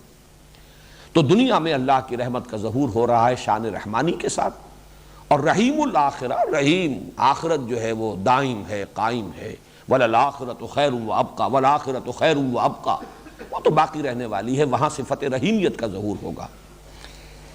لیکن یہ کہ صحیح تر بات وہی ہے جو میں نے عرض کی ہے کہ در حقیقت اللہ کی رحمت کی یہ دونوں شانیں ہیں اور دونوں بیک وقت ہیں۔ یہ بہت اہم نقطہ ہے جو مولانا فراہی نے بیان کیا ہے۔ اللہ تعالیٰ کے اسماء و صفات جب قرآن میں آتے ہیں تو درمیان میں حرف عطف نہیں آتا، الرحمن والرحیم نہیں ہے، بلکہ ایسا بھی ہے کہ 8 اسماء و صفات آ گئے بغیر حرف عطف کے، الملک القدوس السلام المؤمن المہیمن العزیز الجبار المتکبر، 8 اسماء ہیں، کہیں حرف واو نہیں۔ ایک ہی استثناء ہے، بہت سے حضرات کو یاد آ گیا ہوگا، ایک ہی استثناء ہے سورہ حدید میں، هو الاول والآخر والظاہر والباطن۔ پورے قرآن مجید میں یہ واحد مقام ہے جہاں اللہ تعالیٰ کے اسماء و صفات کے مابین حرف عطف ہے، باقی کہیں نہیں۔ اگر 4 یہ ہیں تو 4 ہی سورہ جمعہ کے شروع میں الملک القدوس العزیز الحکیم، کہیں در حرف واو نہیں۔ اس کی وجہ کیا ہے؟ بہت پیاری بات ہے کہ اللہ تعالیٰ کی یہ تمام صفات، اللہ کی یہ تمام شانیں بیک وقت اس کی ذات میں موجود ہیں۔ یہ تو ہمارے تصور کی عدل میں تنگ نائی ہے کہ ہم ان چیزوں کا بیک وقت تصور نہیں کر سکتے، ہمیں یہ متضاد نظر آتی ہیں۔ رحمانیت کچھ جدا شان ہے اور رحیمیت کچھ جدا شان ہے، ہمارے فہم کے اعتبار سے یہ جدا ہیں، اللہ کی ذات کے اندر یہ دونوں بیک وقت موجود ہیں، وہ رحمان بھی ہے اور بیک وقت رحیم بھی ہے۔ اس کی ایک طوفانی کیفیت بھی ہے، شدت بھی ہے، کثرت بھی ہے، اور اس میں دوام بھی ہے اور استمرار بھی ہے اور استقلال بھی ہے۔ میں اسے ایک سادہ سی مثال سے بیان کیا کرتا ہوں، اس وقت بھی ریکارڈ ہو جائے تو کوئی حرج نہیں۔ ہم اپنے اوپر اگر اس کو طاری کریں تو فرض کیجئے کہ کہیں کوئی سڑک پر کوئی ایکسیڈنٹ ہوا ہے، کوئی بس کا ایکسیڈنٹ ہوا ہے، کار کا ہوا ہے، فرض کیجئے کہ اس کار میں جتنے بھی سوار تھے سب کے سب ہلاک ہو گئے، کوئی دودھ پیتا بچہ باقی رہ گیا ہے جو ماں سے چمٹا ہوا، ماں کی لاش ہے، چمٹا ہوا۔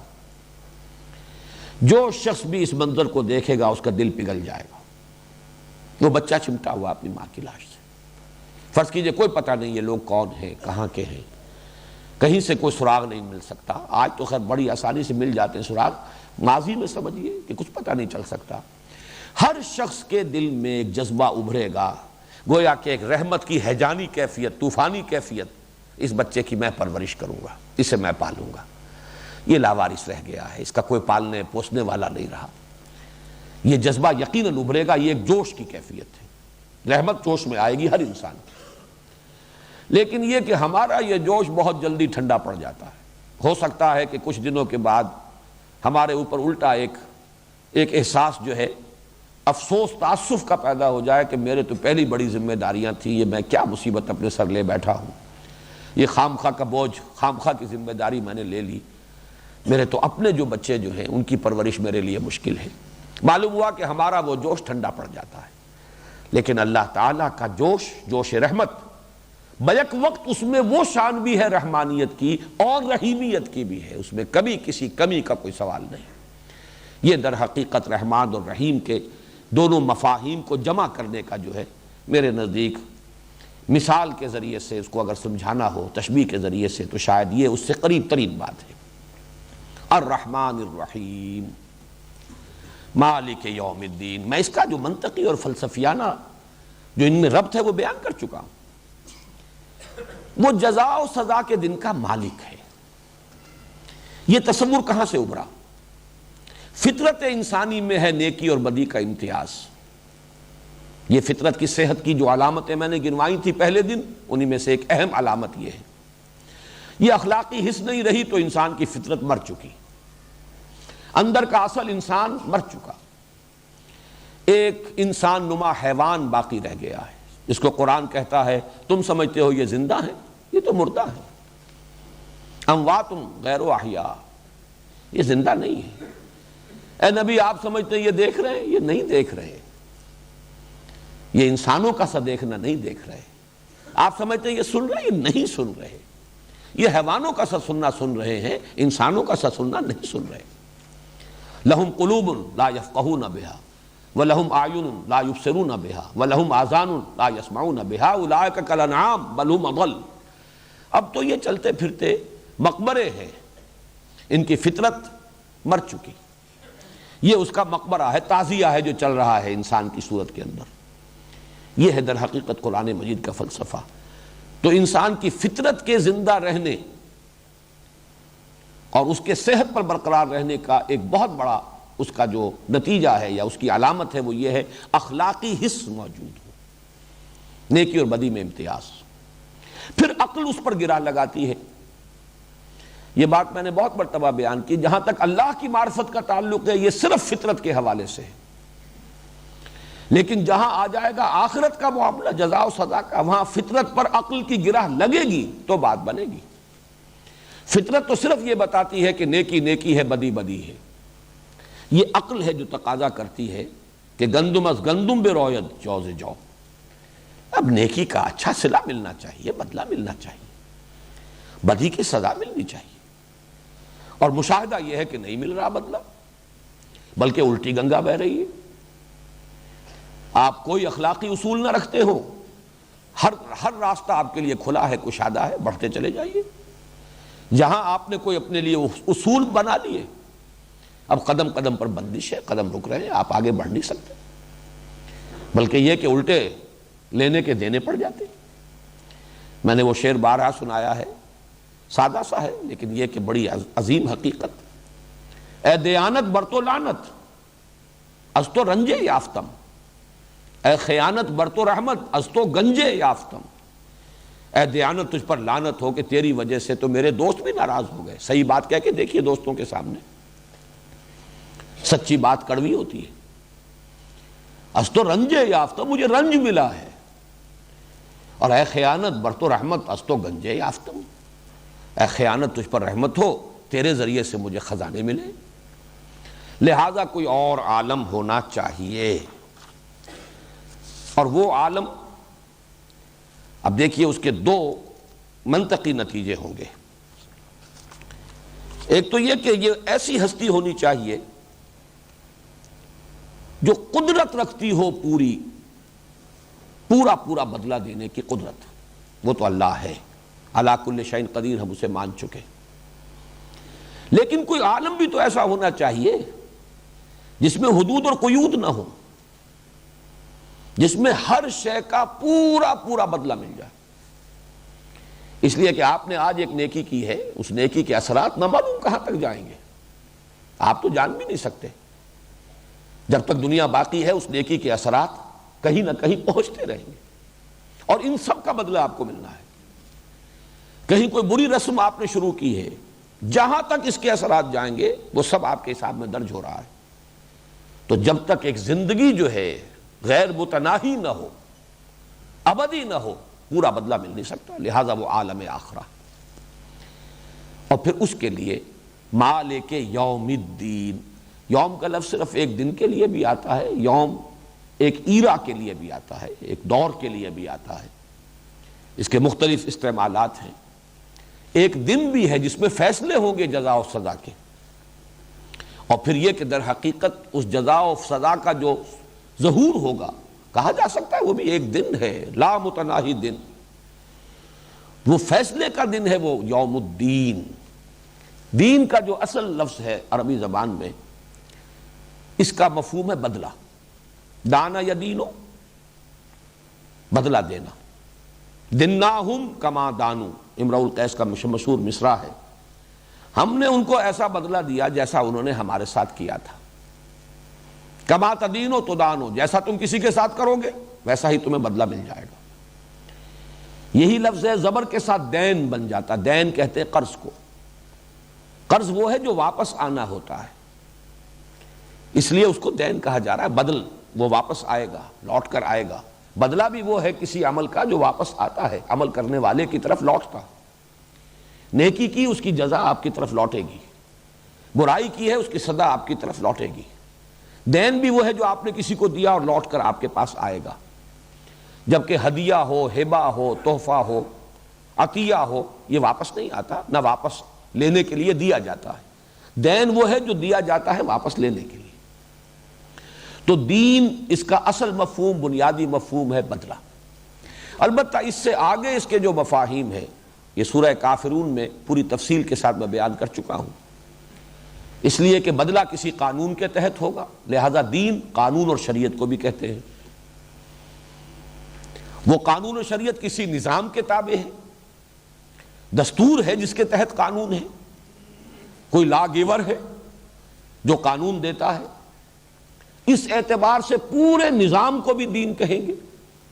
ایک ایسا نظام جس میں مختار مطلق آخری لا گیور اللہ ہے، اسی کی اطاعت کریں گے جزا ملے گی، اس کی نافرمانی کریں گے سزا ملے گی، اس پورے کانسیپٹ کو آپ کہیں گے یہ دین اللہ ہے۔ ایک نظام ہے ملوکیت، بادشاہ ہے، مختار مطلق وہ ہے، لا گیور وہ ہے، اس کے حکم پر، اس کے قوانین پر چلیں گے، وہ آپ کو نوازے گا، خلعتیں دے گا، خطابات دے گا، جاگیریں دے گا، سراہے گا۔ اگر اس کی بغاوت کریں گے، اس کے خلاف اٹھ کھڑے ہوں گے، سزا دے گا، اس کے قانون کو توڑیں گے، جیلوں میں ڈالے گا، اور جو سزا ہوگی دے گا۔ یہ سب نظام پورے کو، اس کو بھی آپ کہہ سکتے ہیں دین الملک۔ یہ دونوں الفاظ قرآن مجید میں، ایک سورہ یوسف میں ما کان لیأخذ اخاہ فی دین الملک، اور دین اللہ اذا جاء نصر اللہ والفتح ورأیت الناس یدخلون فی دین اللہ افواجا۔ تو یہ دین کے، یہ یوں سمجھیے کہ 3 سٹوریز ہیں اس کی۔ بنیادی مفہوم ہے بدلہ، مالک یوم الدین، جزا و سزا کے فیصلے کے دن کا مختار مطلق۔ اس سے اوپر کی سٹوری قانون، شریعت، اس لیے کہ بدلہ کوئی نہ کوئی قانون مجازات ہوگا تو بدلہ ملے گا، کوئی نہ کوئی قانون ہے جس کی پیروی کریں گے، پابندی کریں گے، سزا، جو جزا ملے گی، ستائش ہوگی، نافرمانی کریں گے، توڑیں گے، سزا ملے گی۔ اس سے اوپر وہ قانون کسی نظام کا ایک جز ہے، اس میں کوئی ہستی ہے جس کو مانا گیا ہے بالا ترین، اور اس کے تابع پورا نظام زندگی جو ہے اس کا نقشہ بنا ہے، یہ دین ہے۔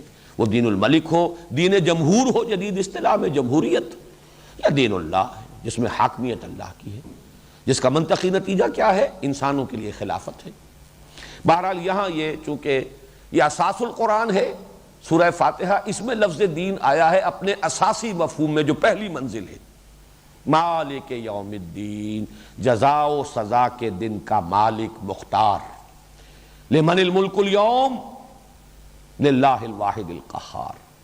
بادشاہ حقیقی اب بھی وہی ہے، اختیار مطلق اب بھی اسی کا ہے، ملک اور مالک حقیقتاً وہی ہے اب بھی، لیکن ابھی پردے پڑے ہوئے ہیں۔ ابھی کبھی کوئی فرعون بیٹھا ہوتا ہے، الیس لی ملک مصر، دعویٰ کر رہا ہے کیا میری نہیں ہے بادشاہی مصر میں؟ وہذہ الانہار تجری من تحتی، اور یہ سارا آبپاشی کا نظام میرے اختیار میں ہے، جس کو چاہوں پانی دوں، جس کا چاہوں پانی روک دوں۔ یہ فرعونیت ہے۔ کبھی کوئی فرعون ہے، کبھی کوئی نمرود ہے، کبھی کوئی ایک قوم دوسری قوم پر حاکم بن کر بیٹھ جاتی ہے، کبھی کوئی کسی علاقے یا قوم کے عوام خود حاکمیت کے مدعی بن جاتے ہیں۔ یہ سب یوں سمجھیے کہ سراب ہے، دھوکہ ہے، ڈرامے ہیں جو ہو رہے ہیں۔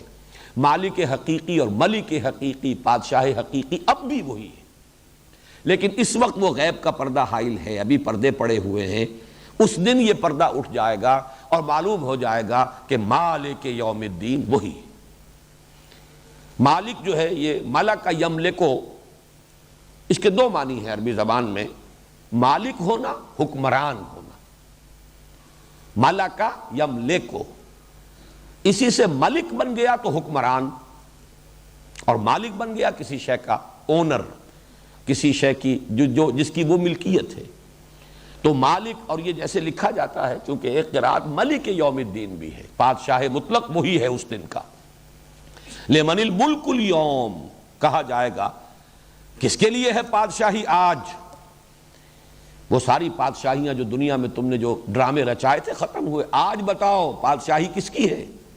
لمن الملک اليوم للہ الواحد القہار، کہا جائے گا اللہ کے لیے ہے جو تنہا ہے، اکیلا ہے، الواحد ہے، قہار ہے، پوری طرح چھایا ہوا ہے، مسلط ہے، مستولی ہے، کوئی اس کے سامنے چوں نہیں کر سکتا جب تک کہ اس کی اجازت نہ ہو۔ لا یتکلمون الا من اذن له الرحمن وقال صوابا۔ یہ ہے مالک یوم الدین۔ یہاں یوں سمجھیے کہ پہلا جملہ مکمل ہوا، یہ وہ معرفت ہے جو انسان کو خود حاصل ہو سکتی ہے، یہ ہدایت نظری جہاں تک کہ انسان خود پہنچ سکتا ہے۔ اس کے لیے جو سورہ لقمان میں حضرت لقمان کی مثال آئی ہے، میں اس کی طرف دوبارہ ریفر کر رہا ہوں۔ دیکھیے اس معرفت میں نبی اور رسول کے ذریعے سے اس خاکے میں بڑے تفصیلی رنگ بھرے جاتے ہیں۔ اللہ کے اسماء و صفات کا علم ہوتا ہے انبیاء کے ذریعے سے، لیکن یہ اجمالی معرفت کہ کل خیر، کل حسن، کل کمال اللہ ہی کا ہے، وہی منبع خیر ہے، وہی منبع ربوبیت ہے، وہی منبع حسن ہے، وہی منبع رحمت ہے، یہ اجمالی معرفت انسان کو حاصل ہو جائے گی۔ اسی طریقے سے قانون مجازات کہ بدلہ ضرور ملے گا، ممکن نہیں ہے کہ بدلہ نہ ہو، یہ اندھیر نگری چوپٹ راج نہیں ہو سکتی، بدلہ مل کر رہے گا۔ یہ وہ سلیم الفطرت، سلیم العقل انسان یہاں تک تو پہنچ جائے گا، لیکن اس میں یہ تفصیلات کا رنگ کہ ایک وقت قیامت آئے گی، قیامت کے بعد کچھ عرصے کے بعد ریزریکشن ہوگی، بعث بعد الموت ہوگا، حشر و نشر ہوگا، تم جمع کیے جاؤ گے، تمہیں کھڑے ہونا ہوگا، یوم یقوم الناس لرب العالمین، پھر حساب کتاب ہوگا، وزن اعمال ہوگا، جس کے پلڑے بھاری ہوں گے اس کے لیے فہو فی عیشۃ راضیہ واما من خفت موازینہ فامہ ہاویہ، پھر وہ کیا ہے؟ وہ جنت ہے جس میں یہ نعمتیں ہیں، اور وہ سزا کیا ہے؟ وہ جہنم ہے جس کی یہ سزائیں ہیں۔ یہ تفصیل جو ہے یہ بہرحال انبیاء کے بغیر، وحی کے بغیر معلوم نہیں ہو سکتی۔ وہ فطرت سلیمہ، عقل سلیم صرف یہاں تک پہنچا دے گی، بدلہ ہو کر رہے گا۔ اعمال انسانی ضائع ہونے والی شے نہیں ہے۔ چنانچہ آپ دیکھتے ہیں سورہ لقمان میں بس یہی دو چیزیں آئی ہیں، قیامت کا ذکر، بعث بعد الموت کا ذکر، حشر و نشر کا ذکر، وزن اعمال کا ذکر، جنت کا ذکر، دوزخ کا کچھ نہیں۔ پہلی بات کیا تھی؟ وَإِذْ قَالَ لُقْمَانُ لِابْنِهِ وَهُوَ يَعِظُهُ يَا بُنَيَّ لَا تُشْرِكْ بِاللَّهِ إِنَّ الشِّرْكَ لَظُلْمٌ عَظِيمٌ۔ پہلی بات معرفت خداوندی، توحید، شرک کی نفی، شکر اور شرک سے نفی، شکر کا التزام اور شرک سے اپنے آپ کو پاک کر لینا، اجتناب۔ یہ تو پہلی دو آیتوں میں ہے، وَلَقَدْ آتَيْنَا لُقْمَانَ الْحِكْمَةَ أَنِ اشْكُرْ لِلَّهِ وَمَنْ يَشْكُرْ فَإِنَّمَا يَشْكُرُ لِنَفْسِهِ وَمَنْ كَفَرَ فَإِنَّ اللَّهَ غَنِيٌّ حَمِيدٌ وَإِذْ قَالَ لُقْمَانُ لِابْنِهِ وَهُوَ يَعِظُهُ يَا بُنَيَّ لَا تُشْرِكْ بِاللَّهِ إِنَّ الشِّرْكَ لَظُلْمٌ عَظِيمٌ۔ اس کے بعد دو آیات میں اللہ تعالیٰ کی طرف سے ایک بات آئی ہے کہ ہم نے والدین کے بارے میں بھی نصیحت کی ہے۔ لقمان نے اپنے بیٹے کو ہمارا حق بتایا، ہم تمہیں جو والدین کا حق ہے وہ بھی بتا دیتے ہیں۔ وَوَصَّيْنَا الْإِنسَانَ بِوَالِدَيْهِ، یہ اللہ کی طرف سے۔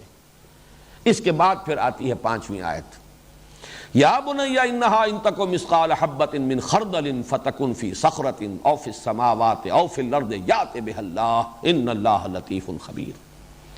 اے میرے بچے، اس حقیقت کو اچھی طرح ذہن نشین کر لے، دل میں گرہ باندھ لے کہ انسانی عمل خواہ وہ ذرے کے ہم وزن ہو، رائی کے دانے کے ہم وزن، مثقال حبۃ من خردل فتکن فی صخرۃ او فی السماوات او فی الارض، پھر وہ کسی چٹان میں ہو، کسی غار کے اندر گھس کر وہ کام کیا گیا ہو، زمین کی کہیں گہرائی کے اندر اتر کر کام کیا گیا ہو، یا فضا اور خلا کی پہنائیوں میں، فتکن فی صخرۃ او فی السماوات او فی الارض یأت بها اللہ، اللہ اسے لے آئے گا۔ ان اللہ لطیف خبیر، یقیناً اللہ لطیف اور خبیر ہے۔ اور اس کے فوراً بعد یا بنی اقم الصلاۃ، معلوم ہوا کہ وہ جو فکر ہے، فکر صحیح، ہدایت نظری، اس کے یہی 2 جز ہیں۔ ان کے اندر تفصیلات کا رنگ جو ہے وہ نبوت اور رسالت کے ذریعے سے بھرا جائے گا۔ خاکہ یہی ہے بنیادی، جو سلیم الفطرت اور سلیم العقل انسان جہاں تک پہنچ گیا، نبوت اور رسالت سے اب اس میں تفصیلات کا رنگ بھرا جائے گا۔ لیکن وہ جو ربط ہے اس کے بعد یا بنی اقم الصلاۃ، وہی یہاں پر ہے ترتیب ایاک نعبد۔ پہلا جملہ مکمل ہوا، الحمدللہ رب العالمین الرحمن الرحیم مالک یوم الدین ایاک نعبد، اور اس ایاک نعبد کا تعلق اس حکمت کے اعتبار سے الحمدللہ کے ساتھ ہے۔ اے اللہ، ہم تیرے احسانات کا کیا بدلہ ادا کریں سوائے اس کے کہ ہم عہد کرتے ہیں، وعدہ کرتے ہیں۔ ایاک نعبد، چونکہ اس میں فعل مضارع استعمال ہوا ہے اور اس میں حال بھی ہے، مستقبل بھی، عربی زبان میں یہ دونوں زمانے جو ہیں اس کے اندر موجود ہیں، تو ترجمہ ہوگا ہم تیری ہی بندگی کرتے ہیں اور تیری ہی بندگی کرتے رہیں گے، اور ہم تجھ ہی سے مدد مانگتے ہیں اور تجھ ہی سے مدد مانگتے رہیں گے۔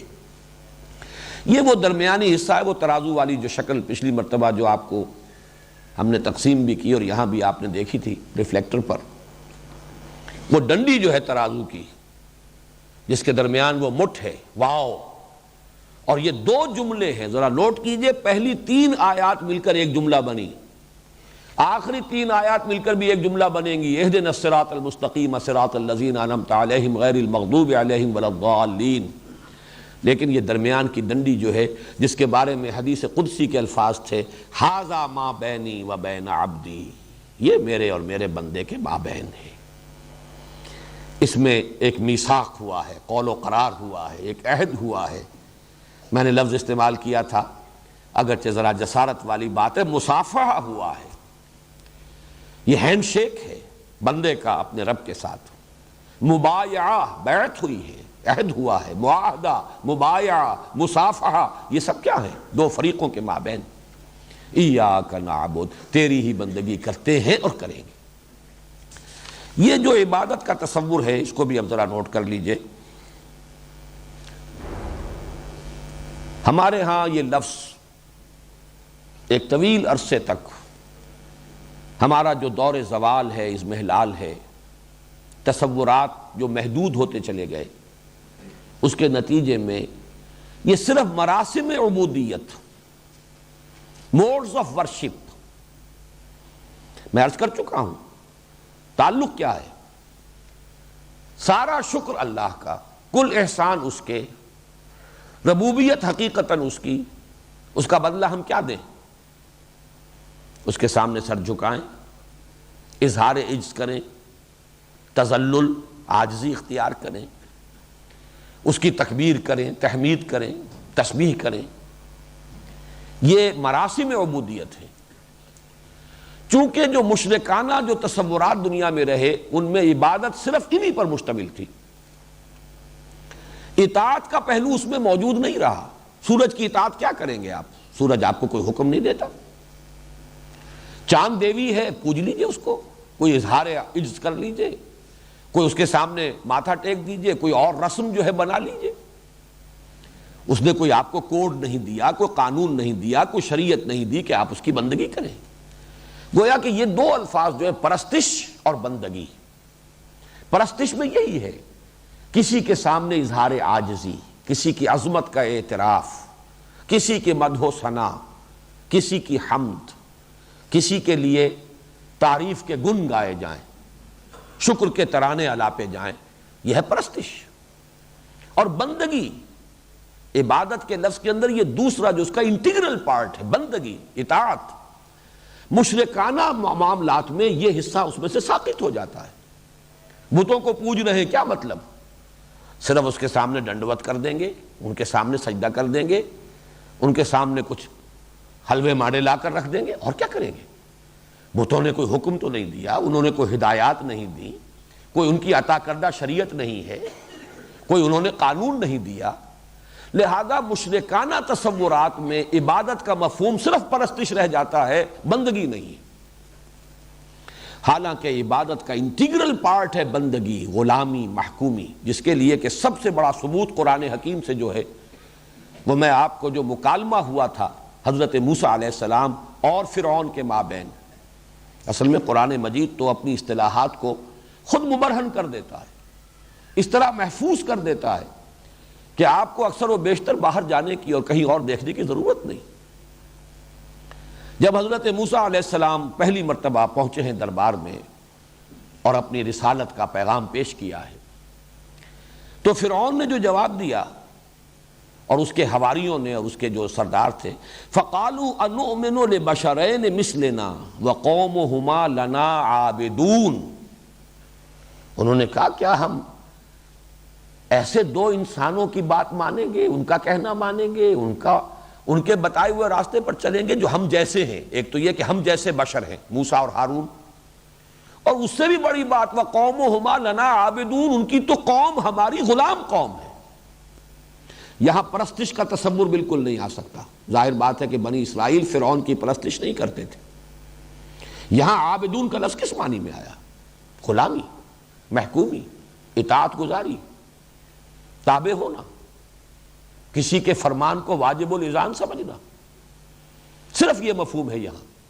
فرعون کی پرستش ہرگز ثابت نہیں ہے کہ بنی اسرائیل مصر میں فرعون کی پرستش کرتے ہوں، معاذ اللہ، اس کا کوئی امکان نہیں۔ ابراہیم کی نسل سے تھے، ان میں اخلاقی زوال اور پستی جو ہے وہ آ گئی تھی، لیکن یہ توحید، اس کی نعمت ان کے پاس موجود تھی۔ مجبوراً ایک غلامی ہے، محکومی ہے، جبری اطاعت ہے، وہ ہو رہی ہے۔ تو معلوم ہوا کہ لفظ عبادت کے اندر یہ مفہوم، اور خالص یہ مفہوم بغیر پرستش کے مفہوم کے قرآن مجید سے ثابت ہے۔ اچھا، یہ تو تھا فرعون کا قول، کہا جا سکتا ہے کہ یہ تو فرعون کا قول نقل کیا اللہ نے، لیکن خود حضرت موسیٰ علیہ السلام کا قول ہے، یہ سورہ مومنون میں ہے، وَتِلْكَ نہیں، سورہ شعراء میں ہے، بلکہ پہلی آیت جو ہے وہ سورہ مومنون کی تھی۔ سورہ شعراء میں حضرت موسیٰ نے ریٹارٹ کیا، اسی طریقے سے آنکھوں میں آنکھیں ڈال کر ڈٹ کر جرأت کے ساتھ جواب دیا، وَتِلْكَ نِعْمَةٍ تَمُنُّهَا عَلَيَّ أَنْ عَبَّدْتَ بَنِي اسرائیل، اس نے یہ کہا تھا أَلَمْ نُرَبِّكَ فِينَا وَلِيدًا، اے موسیٰ تم وہی نہیں ہو جسے ہم نے اپنے ہاں، اپنے گھر میں، اپنے محل میں رکھ کر پالا پوسا تھا جبکہ تم چھوٹے سے تھے، ہمارے ٹکڑوں پر پلے ہو، اور آج ہماری ہی بلی ہمیں کو میاؤں، آ گئے ہو ہمارے سامنے رسول بن کر، رسالت کا دعویٰ لے کر۔ أَلَمْ نُرَبِّكَ فِينَا وَلِيدًا، تم تو ہمارے ٹکڑوں پر پلے، ہمارے گھر میں تم نے پرورش پائی۔ اس کا جواب دیا ہے اسی طرح، ان دی سیم کوائن، وَتِلْكَ نِعْمَةٌ تَمُنُّهَا عَلَيَّ أَنْ عَبَّدْتَ بَنِي اسرائیل، یہ احسان تم مجھ پر جتا رہے ہو، بڑا احسان تم نے مجھ پر کیا، حالانکہ تم نے میری پوری قوم کو اپنا غلام بنا رکھا ہے۔ وہ ظلم اور ستم کی چکی میں جس طرح پیس رہے ہو وہ تمہارے سامنے نہیں ہے۔ ایک فرد کو اگر وہ محل میں پل گیا ہے تو اس کے اوپر تو احسان جتا رہے ہو، اور یہ بھول گئے ان عبدت بنی اسرائیل۔ اب یہ تعبید، غلام بنا لینا، جبراً کسی کو محکوم بنا لینا، اس کے لیے گویا کہ یہ نص قطعی ہے قرآن مجید کی یہ آیت، اور یہ حضرت موسیٰ علیہ السلام کی طرف سے قرآن مجید میں بیان ہو رہا ہے۔ تو نوٹ کیجئے کہ در حقیقت عبادت کا مفہوم جمع ہوتا ہے فارسی کے دو الفاظ کو جمع کرنے سے، پرستش اور بندگی۔ زندگی آمد برائے بندگی، زندگی بے بندگی شرمندگی۔ شیخ سعدی نے بہت خوبصورتی کے ساتھ اس لفظ کا مفہوم جو ہے وہ ادا کیا ہے۔ میں چند جملوں میں عرض کر رہا ہوں، چونکہ مشرکانہ تصورات میں عبادت رہ جاتی ہے صرف پرستش کے مفہوم میں، ہمارے ہاں مسلمانوں میں بھی ایک طویل جب زوال کا دور آیا ہے، عبادت صرف نماز روزے کے لیے یہ لفظ مخصوص ہو کر رہ گیا۔ اس 20ویں صدی عیسوی کی جو احیائی تحریکیں ہیں، اور ان میں وہ عظیم تحریکیں بھی ہیں اور کچھ ایسے بھی ہیں کہ جو بعض پہلوؤں سے غلط رخ پر چلے گئے، لیکن یہ کہ کم سے کم اس مفہوم کو اجاگر کرنے میں انہوں نے بھی رول پلے کیا ہے۔ میری مراد یہاں پر منکرین سنت سے ہے۔ یہ تصور بہرحال انہوں نے بھی اجاگر کیا ہے کہ عبادت کا مفہوم صرف نماز روزہ نہیں ہے، بلکہ پوری زندگی میں اللہ کی اطاعت، زندگی کے ہر گوشے میں اللہ کے قانون کو، اللہ کے فرمان کو واجب الاذعان سمجھنا، اس کی اطاعت، اس کی بندگی۔ یہ تصور جو ہے یہ اس دور میں خوب نکھرا ہے، اخوان المسلمون کے ذریعے سے بھی، جماعت اسلامی کے ذریعے سے بھی، اور یہ تو بہرحال یعنی کم سے کم اپنے عقائد کے اعتبار سے صحیح رخ کے اوپر چلنے والی تحریکیں ہیں۔ سیاست میں کن وادیوں کی طرف وہ بھٹک کر رہ گئے یہ علیحدہ بات ہے، لیکن فکر کے اعتبار سے انہوں نے واضح کیا کہ عبادت کا مطلب صرف مراسم عبودیت نہیں ہے، بلکہ عبادت کا مطلب پوری زندگی میں اللہ کی بندگی اور اطاعت۔ لیکن اس میں بھی ایک کمی ہے، کمی تھی کہہ لیجئے، اور یہ کہ ہے جستجو کے خوب سے ہے خوب تر کہاں، تدریجاً لترکبن طبقا عن طبق، ان تصورات میں کے نکھرنے میں بھی درجہ بدرجہ جو ہے وہ بات واضح ہو رہی ہے۔ الحمدللہ کہ ہم نے اس کو نکھارا ہے، اس میں اللہ تعالیٰ نے ہمیں توفیق عطا فرمائی ہے کہ یہ جو احیائی تحریکیں ہیں ان کے ہاں بھی اس میں اطاعت پر اتنا زیادہ زور آ گیا ہے کہ ایک دوسری اہم حقیقت نگاہوں سے اوجھل ہو گئی، اور وہ ہے محبت۔ عبادت کا جسد ظاہری اطاعت ہے، لیکن اس کی روح باطنی محبت ہے۔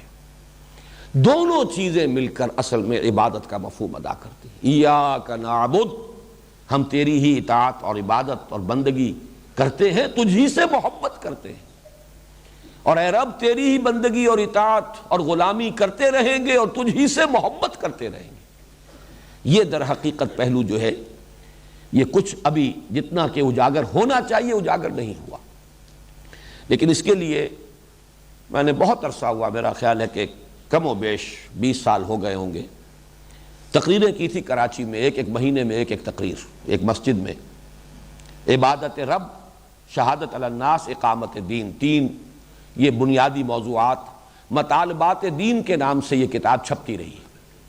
بہت عرصے سے آؤٹ آف پرنٹ بھی تھی، اب دوبارہ کم سے کم یہ پہلا جو ہے عبادت رب کا مفہوم کیا ہے، یہ 2 قسطوں میں میثاق میں یہ مضمون چھپا ہے، اور جلدی پھر انشاءاللہ یہ مکمل ہو جائے تو کتاب بھی دوبارہ شائع ہو جائے گی، جس میں کہ عبادت کا اصل مفہوم کیا ہے اس پر بڑی تفصیل سے گفتگو ہوئی۔ میں یہاں پر جو حافظ ابن قیم اور امام ابن تیمیہ رحمہم اللہ، ان دونوں نے جس طرح جمع کیا ہے، العبادت و تجمع اصلین، عبادت 2 بنیادوں کو جمع کر دیتی ہے۔ یہ قصر جو ہے 2 بنیادوں پر کھڑا ہے۔ عبادت غایت الحب و غایت الذل والخضوع، 2 بنیادیں کیا؟ انتہا درجے کی محبت اللہ کی، اور انتہا درجے میں اللہ کے سامنے جھک جانا، بچھ جانا، اس کا مطیع اور منقاد بن جانا، اسی کے سامنے سر تسلیم خم کر دینا، بچھ جانا شاید سب سے زیادہ صحیح اس کی توجیہ ہوگی۔ تو یہ دونوں چیزیں جب مکمل ہوگی تب عبادت کا تصور مکمل ہوگا۔ ایاک نعبد، اے اللہ ہم سب سے بڑھ کر تجھ ہی سے محبت کرتے ہیں اور کرتے رہیں گے۔ یہ سب سے بڑھ کر کے لفظ کا اضافہ میں کر رہا ہوں، سورہ بقرہ میں تقریباً اس کے وسط میں جا کر یہ آیت آئے گی، والذین آمنوا اشد حبا للہ، جو حقیقت میں صاحب ایمان ہے وہ شدید ترین ہے اللہ کی محبت میں، سب سے بڑھ کر محبت کرتے ہیں اللہ کے ساتھ۔ تو محبت کے جذبے سے سرشار ہو کر ہمہ تن، ہمہ وقت، ہمہ وجوہ اللہ کی اطاعت میں اپنے آپ کو دے دینا، یہ عبادت ہے۔ یہ وہ مطلوب عبادت ہے جس کا ہم اللہ سے عہد کرتے ہیں، ایاک نعبد۔ اللہ کا شکر ہے کہ آج ہم اس سورہ مبارکہ کے نصف تک تقریباً پہنچ گئے، اس لیے کہ اب اس آیہ مبارکہ کا نصف ثانی جو ہے وہ اس سورہ مبارکہ کے نصف ثانی سے متعلق ہے، وَإِيَّاكَ نَسْتَعِينُ۔ وہ جو حدیث میں آیا تھا کہ قسمت الصلاۃ بینی و بین عبدی نصفین، اس میں یہ نصف اول سورہ فاتحہ کا آج مکمل ہو گیا۔ انشاءاللہ کل نصف ثانی کا مطالعہ کریں گے۔ بارک اللہ لی و لکم فی القرآن العظیم۔